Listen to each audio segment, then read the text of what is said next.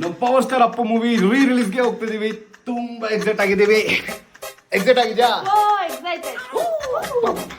ಎಲ್ಲಿ ಹೋಗ್ತಾ ಇದ್ದೀವಿ? ಅಪ್ಪ ಮೂವಿ ರಿಲೀಸ್.